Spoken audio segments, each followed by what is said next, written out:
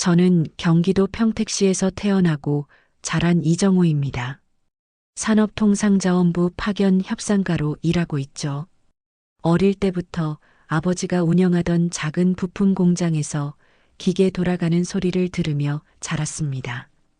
그때는 몰랐어요. 그 소음 속에 숨어 있던 신호들이 나중에 제 인생을 바꿀 줄은 말이죠. 거대한 뉴스들이 하루에도 몇 번씩 쏟아져 나왔습니다.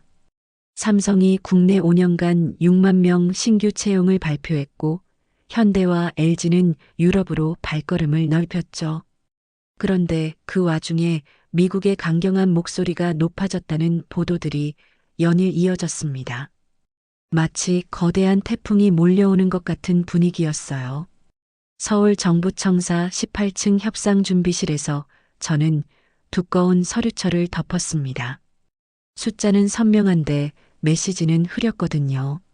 언론이 전하는 표면적인 이야기와 실제 현장에서 벌어지는 일들 사이에는 큰 온도차가 있었습니다.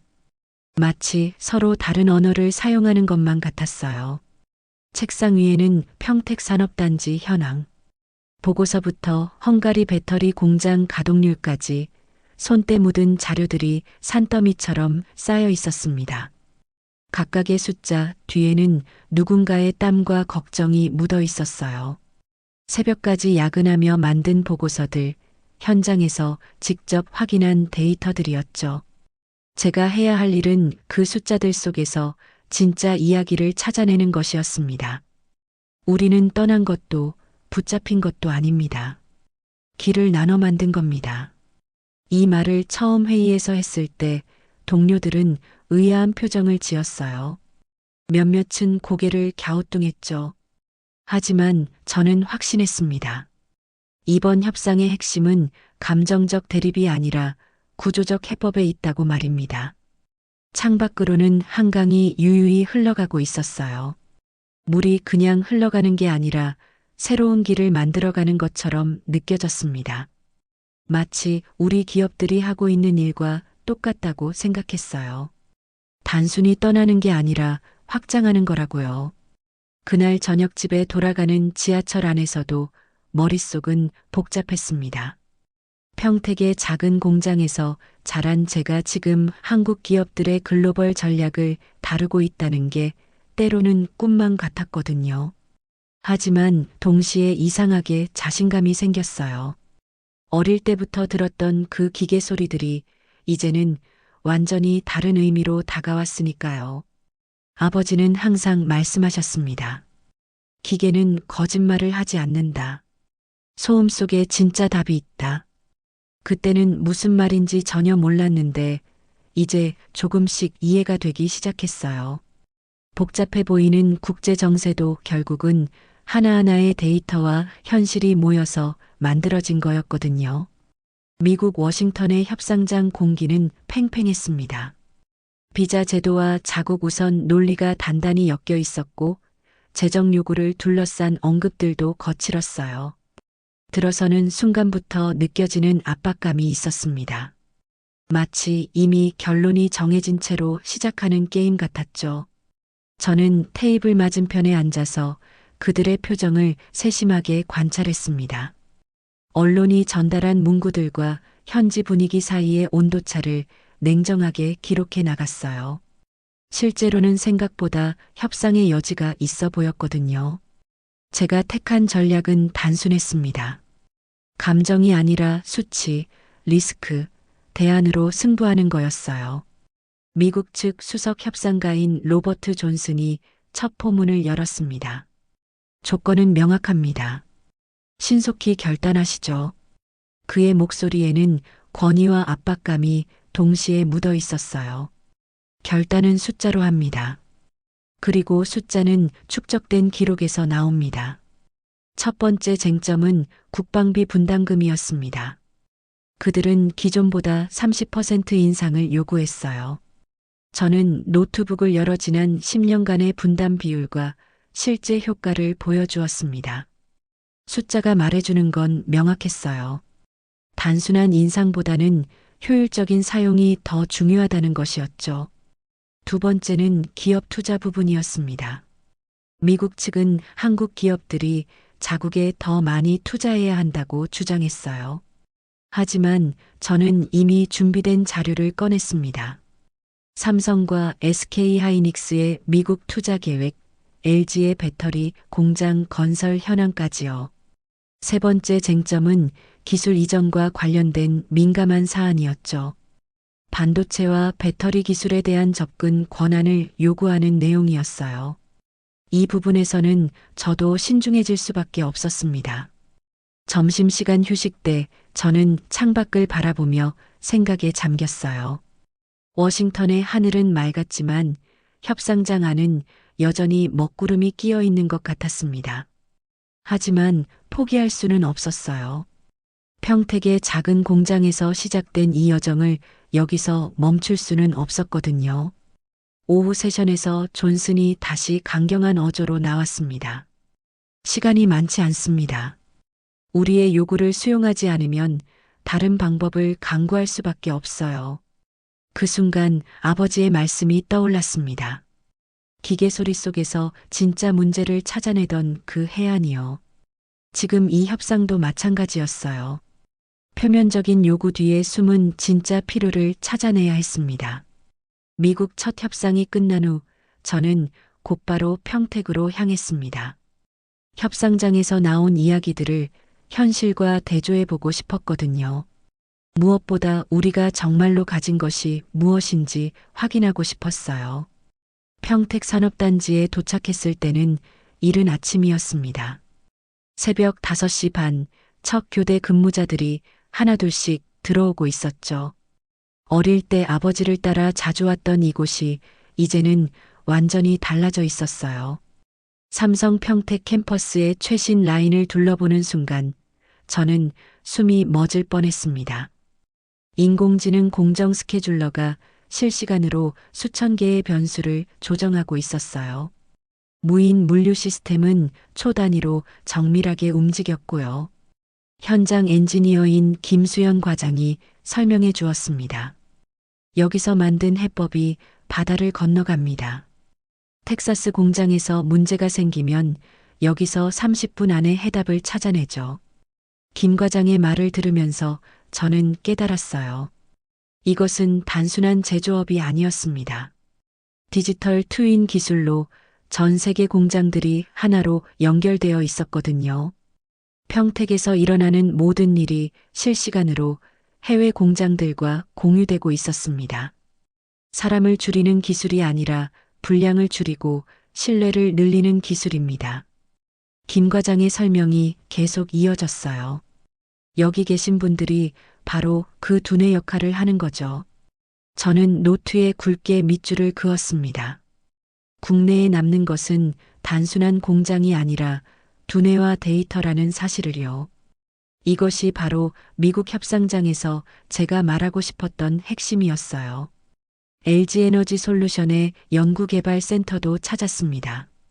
5천 명이 넘는 연구진들이 차세대 배터리 기술을 개발하고 있었어요.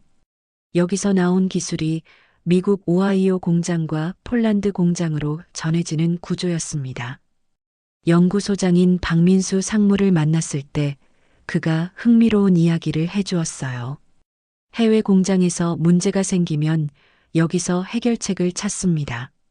시차 때문에 오히려 더 효율적이죠. 그들이 잠들어 있을 때 우리가 문제를 해결해 놓거든요.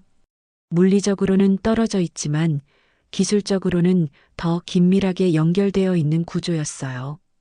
현장 직원들과 함께 식사를 하며 들은 이야기도 인상적이었습니다. 해외에서 문제가 생기면 우리가 해결해야 해요. 경험과 노하우가 더 중요해진 거죠. 평택에서 확인한 현실을 바탕으로 이번에는 유럽으로 향했습니다. 헝가리 데브레첸에 위치한 배터리 공장과 인근의 자동차 부품 벨트를 직접 보고 싶었거든요. 과연 언론에서 말하는 것처럼 우리 기업들이 정말 이주를 하고 있는 건지 확인해 보고 싶었어요. 부다페스트 공항에 내렸을 때 첫인상은 예상과 달랐습니다. 한국 기업들의 간판이 곳곳에 보였고 한국어 안내문까지 있었어요. 마치 또 다른 평택에 온 것 같은 느낌이었죠. 현대자동차 유럽법인의 김영석 이사를 만났습니다. 그는 3년 전부터 이곳에서 근무하고 있었어요. 처음엔 저도 막막했습니다. 하지만 지금은 확신해요. 여긴 단순히 공장을 옮긴 게 아니라 새로운 생태계를 만든 거예요. 김 이사의 안내로 데브레첸 공장을 둘러봤습니다. 규모가 엄청났어요. 하지만 더 놀라운 건 이곳의 시스템이었습니다. 법률, 교육, 물류가 완벽하게 맞물려 있었거든요. 헝가리 정부와 유럽연합의 장기 계획이 그대로 실현되고 있었습니다. 여긴 규칙이 바뀌지 않습니다. 계획이 지켜집니다. 현지 총괄 책임자인 라스즐로가 유창한 한국어로 말했어요. 그는 부다페스트 대학에서 한국학을 전공했다고 했습니다. 그래서 우린 더 멀리 갈 수 있겠군요. 바로 이것이었어요. 예측 가능성과 안정성이야말로 장기 투자의 핵심이었거든요. 공장 내부를 돌아보니 평택에서 본 것과 똑같은 시스템이 돌아가고 있었습니다. 실시간 데이터 연동, 인공지능 품질 관리, 무인 물류까지요. 하지만 여기서 일하는 사람들은 헝가리인, 폴란드인, 슬로바키아인들이었어요. 현지 직원들과 함께 식사를 하며 놀란 점이 있었습니다. 그들은 한국 문화에 대해 많이 알고 있었거든요. K-팝부터 한국 드라마까지, 심지어 한국 음식도 좋아했어요. 저는 노트에 적었습니다. 본국에 두뇌가 있고 유럽의 시장이 있으며 둘을 묶는 건 데이터와 신뢰라는 것을요. 이것이 바로 제가 찾던 답이었어요. 이것은 정말로 이주가 아니었습니다. 분산은 분열이 아니라 견고함이었죠. 유럽에서 돌아온 지 사흘째 되던 날이었습니다. 새벽 6시 급한 전화벨 소리에 잠이 깼어요. 산업부 상황실에서 걸려온 전화였습니다. 헝가리 공장에서 비상 상황이 발생했습니다. 즉시 출근 부탁드려요. 정부 청사에 도착했을 때 상황실은 이미 비상체제로 돌아가고 있었습니다. 대형 모니터에는 헝가리 데브레첸 공장의 실시간 데이터가 표시되고 있었어요. 그런데 그 숫자들이 심상치 않았습니다. 수율이 갑자기 15%나 떨어졌습니다. 담당 사무관이 긴장한 목소리로 보고했어요. 어제 밤 10시부터 급격히 악화되기 시작했어요. 저는 즉시 평택과 헝가리를 연결하는 화상회의를 요청했습니다. 화면에 나타난 현지 엔지니어들의 표정은 절망적이었어요. 밤새 원인을 찾으려 했지만 아무것도 발견하지 못했다는 게 그들의 말이었습니다. 해외 컨설턴트도 불렀고 장비사 전문가도 왔는데 답이 안 나와요. 현지 공장장이 피곤한 목소리로 말했습니다. 이대로 가면 납기를 맞출 수 없습니다. 그 순간 제 머릿속에 경보등이 켜졌어요. 납기 지연이 현실화되면 위약금이 수억 달러에 달할 수 있었거든요. 더 심각한 건 신뢰도 하락이었습니다. 유럽 자동차 업체들과의 장기 계약에도 영향을 미칠 수 있었어요. 오전 10시 워싱턴에서 긴급 전화가 걸려왔습니다. 며칠 전 협상 테이블에서 만났던 로버트 존슨이었어요. 이런 상황에서도 우리가 당신들을 믿어야 할 이유가 있습니까? 그의 목소리에는 냉소가 섞여 있었습니다. 마치 이런 일이 일어날 줄 알았다는 듯한 어조였어요. 당신들 스스로 증명하라는 말이 가슴에 못처럼 박혔습니다. 72시간 안에 답을 보여주십시오. 유럽 발주처 담당자의 최후 통첩이었어요. 기록이 길을 엽니다. 연결부터 하죠.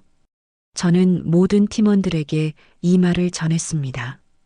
둘째 날 밤 10시 평택과 헝가리를 잇는 디지털 트윈 시스템이 본격 가동되었습니다. 저는 서울 상황실에서 실시간으로 두 곳의 데이터를 비교 분석하기 시작했어요.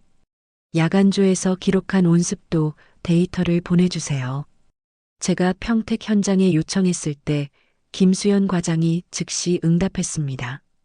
3주 전부터의 모든 기록이 있어요. 화면에 나타난 데이터들을 보는 순간 희미한 패턴이 보이기 시작했어요. 야간 시간대에 미세한 습도 변화가 있었고 그것이 특정 화학물질 농도와 연관되어 있었습니다. 이거예요. 헝가리 현지 엔지니어가 흥분된 목소리로 말했습니다. 지연 시간이 평소보다 3m초 길어져 있어요. 3m초? 사람이 인지할 수도 없는 짧은 시간이었지만 정밀한 배터리 공정에서는 치명적인 차이가 될 수 있었습니다. 평택의 야간 조장이 과거 로그를 뒤져가며 비슷한 사례를 찾아냈어요. 작년 9월에도 똑같은 일이 있었는데 그때 우리가 레시피를 0.03% 조정했거든요. 현장 감각과 축적된 데이터가 만나는 순간이었습니다. 수치상으로는 미미해 보이지만 실제로는 전체 공정에 영향을 미치는 핵심 변수였던 거죠. 제어 로직도 수 밀리초 앞당겨야 할 것 같아요. 헝가리 팀에서 제안이 왔습니다. 셋째 날 새벽 2시 수정된 레시피가 적용되었습니다. 모든 사람들이 숨을 죽이고 모니터를 지켜봤어요. 처음 30분 동안은 별다른 변화가 없었습니다. 그런데 새벽 3시를 넘어서면서 그래프에 변화가 나타나기 시작했어요. 수율이 조금씩 올라가고 있었습니다. 처음엔 반신반의했지만 시간이 지날수록 확실해졌어요. 새벽 5시 드디어 그래프가 비자 모양으로 꺾였어요. 수율이 정상 범위로 돌아온 거였습니다. 상황실에 있던 모든 사람들이 환호했어요. 어떻게 이걸 찾아냈죠? 헝가리 현지 팀장이 믿기지 않는다는 표정으로 물었어요. 우린 빨라서가 아니라 오래 기록했기 때문입니다. 36시간. 전 세계 최고 전문가들도 못 푼 난제를 집요한 기록과 국경을 넘나드는 협업으로 해결한 거였어요. 헝가리 위기 해결 이후 분위기가 완전히 바뀌었습니다. 유럽 발주처에서 먼저 연락을 해왔어요.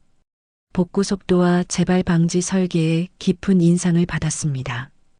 SLA 상향 조정과 장기 옵션을 논의하고 싶어요.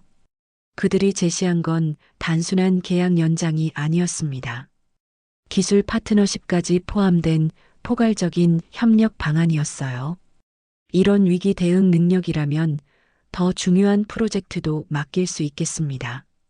일주일 후 워싱턴에서 다시 협상 테이블에 앉았을 때 분위기는 처음과 사뭇 달랐습니다.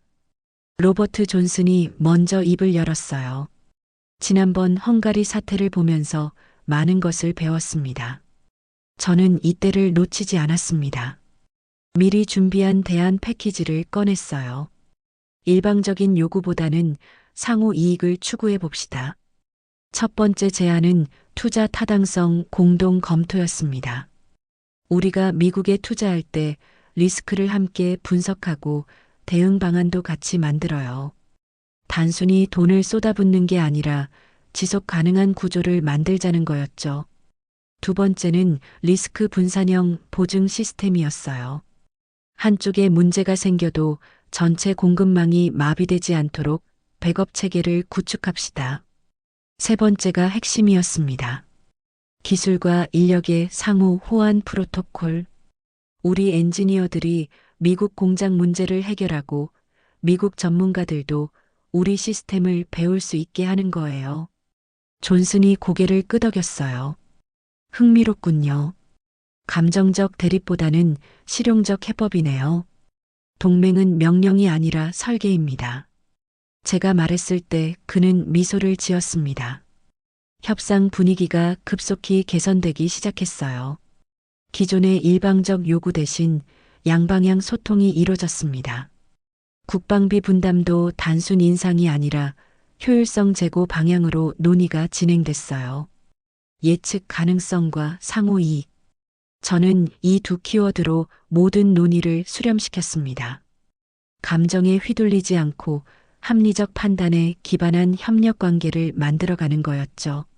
마지막 날 존슨이 말했습니다. 처음엔 당신들을 압박하려 했는데 듣고 보니 우리도 배울 게 많군요. 협상이 마무리되고 한국으로 돌아온 지 한 달이 지났습니다. 이제 결과들이 하나씩 가시화되기 시작했어요. 국내에서는 두뇌와 데이터 자산이 점점 더 쌓여가고 있었고, 유럽에서는 시장과 동맹 신뢰가 눈에 띄게 커지고 있었습니다. 평택을 다시 찾았을 때 김수연 과장이 반가운 소식을 전해주었어요. 헝가리 사건 이후로 해외에서 기술 자문 요청이 엄청 늘었어요. 이제 우리가 글로벌 문제 해결 허브 역할을 하고 있죠. 정말 그랬습니다. 평택의 엔지니어들은 시차를 이용해 전 세계 공장들의 문제를 실시간으로 해결하고 있었어요. 텍사스에서 문제가 생기면 한국 시간 아침에 해답을 제시하고, 독일에서 이슈가 발생하면 오후에 솔루션을 전송하는 시기였죠. 분산은 분열이 아니라 견고함이 되었습니다. 저는 노트를 덮으며 혼잣말처럼 중얼거렸어요. 워싱턴에서도 긍정적인 변화가 이어졌습니다. 로버트 존슨이 개인적으로 연락을 해왔어요. 제시도정 계속 편집 8장 계속. 워싱턴에서도 긍정적인 변화가 이어졌습니다. 로버트 존슨이 개인적으로 연락을 해왔어요. 당신들의 접근 방식을 다른 협상에도 적용해 보려고 합니다. 명령보다는 설계가 더 효과적이더군요. 유럽에서는 더욱 놀라운 일들이 벌어졌어요. 헝가리 공장의 위기 대응 사례가 유럽연합 차원의 모범 사례로 선정된 거였습니다. 덕분에 다른 유럽 국가들에서도 협력 제안이 줄을 이었어요. 어느 늦은 저녁, 평택 아버지의 공장을 찾아갔습니다. 예전보다 많이 낡긴 했지만 여전히 기계들이 돌아가고 있었어요. 아버지는 제가 온 걸 보고 빙긋 웃으셨습니다. 아들아, 그동안 고생 많았구나. 아버지가 말씀하신 게 맞았어요. 기계는 거짓말을 하지 않고 소음 속에 진짜 답이 있다고요. 아버지는 고개를 끄덕이시며 말씀하셨어요. 내가 한 일도 그와 같은 거다. 복잡해 보이는 국제 정세도 결국은 하나하나의 진실이 모인 거니까. 그날 밤 집으로 돌아가는 길에 저는 생각했습니다. 처음 협상장에 들어갔을 때의 두려움, 헝가리 위기 때의 절망감, 그리고 마침내 해법을 찾았을 때의 환희까지, 모든 순간이 값진 경험이었어요. 며칠 후 정부에서 새로운 임무가 주어졌습니다. 동남아시아 국가들과의 협상이었어요. 하지만 이제는 두렵지 않았습니다. 지난 몇 달간 배운 교훈이 있었거든요. 속도는 기술이 만들지만 신뢰는 기록이 만든다는 것. 그리고 진정한 동맹은 명령이 아니라 설계라는 것 말이에요. 사무실 창가에 서서 한강을 바라보며 저는 다시 한번 중얼거렸습니다. 우리는 떠난 게 아니라 길을 나눠 만든 것입니다. 오늘도 전 세계 어딘가에서는 한국의 기술과 노하우가 새로운 문제를 해결하고 있을 거예요. 평택에서 시작된 작은 소음들이 이제는 세계 곳곳에서 큰 신호가 되어 울려 퍼지고 있습니다. 요란하지는 않지만 오래가는 방식으로 우리만의 길을 만들어가고 있는 거죠.